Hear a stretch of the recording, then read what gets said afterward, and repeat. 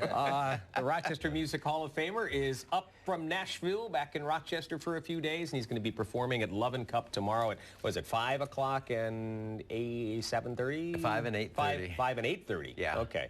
Bat, welcome back to Rochester. Thank you. What you got here, man? Got some tunes. Yeah? Got some new tunes. New CD. Yep. Called Find Some Love. Tell us about it. Well, I haven't put one out in a couple of years, and this one's a little different in that usually I write with the Nashville market in mind. You know, I'll write them, I'll put them on my CD, but I'll pitch them for different artists and this and that. Right. This one different. I decided, okay, enough of that. I'm just writing for myself again. So some of them, I don't know. You tell me. Some of the tunes I think have a little more quirkiness to them, or a little more throwback. I don't know. I'm just all I'm doing is playing and enjoying it now. I'm going to coast. Good for you. What's the process like for you when you're writing? How long does it take you to put together something like this? And what's your process? Can you write a song in a few minutes, or do you sit on something and take your time with it? I like to take my time. I could write something in 15 minutes, and a lot of people in Nashville do that. They go into an office and sit down with the artist, and what do you want to write about, and pound it out. And I don't prefer that at all. Sometimes I'll rewrite a song up 3-4 months. You know, I have songs that have taken over a year to write. But. You tell a story, and I don't know if you've ever told it on the air, but you tell the story. He wrote a song that Winona recorded called Come Some Rainy Day years ago with another guy, Billy Kirsch, right? Yeah.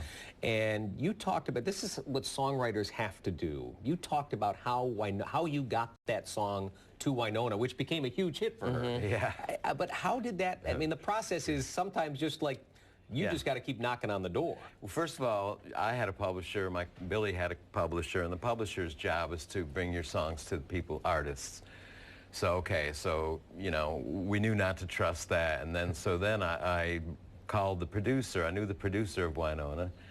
I called him and I said, I've got a song I want Winona to hear. He goes, yeah, drop it off at the office. And I said, no, I'm not going to do that. And he said, excuse me? I said, no, I really want to, you know, I want to bring it over and play it for her and this and that. And he said, well, you can drop it off at the office. So I didn't. So through my brother, I got Winona's cell number, and I just called her up, and I said, Winona, you know, I've got a song I want you to hear. And she said, well, we're recording, drop it off at the studio. And I said, no. And she goes, excuse me? I said, no, I really want to play it to you. She said, listen, Bat, I'll tell you what, pull up in back of the studio. It was at Omni. There's a big glass doors in the back. She said, while they're getting the drum sounds, I'll see you out there, and we'll jump in my car and we'll play it. So, you know, I pulled up, and it was raining, ironically. And I pulled up in my car, we looked out, and she comes out, and she goes, come on, we jump into her Mercedes, which was it, and had a killer sound system, you know what I mean? I gave her the CD, she put it in, and at the end of the first chorus, she started crying.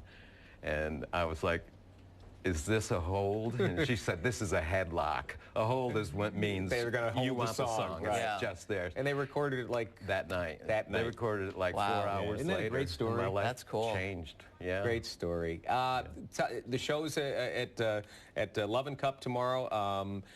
Ethan Porter going to be with you? Absolutely. Yeah, the local guitar legend who's in the studio with us right now. I'm a little nervous because Ethan's here. When I meet famous people, I get a little nervous. Hey, Ethan Porter and my wife Tricia Cass, they're like 2/3 of the draw anytime I play. That's true. That's true. Tricia, an actress, of course, who spent years on The Young and the Restless. Yeah. Yeah. And but when you play tomorrow night, I mean, you've been playing out a lot back here in town. Yeah. You've seen a lot of old friends. Yeah. Yeah. And you come back here. Does it kind of recharge your batteries to come back to Rochester? It definitely does. You know, I was actually thinking about it this morning. I was thinking about, you know, when I come up, I see you, and I see Weeze, and I'll see Jack Garner, and this and that, and I go, you know, these Rochester people, it's a northern tough thing. They're loyal.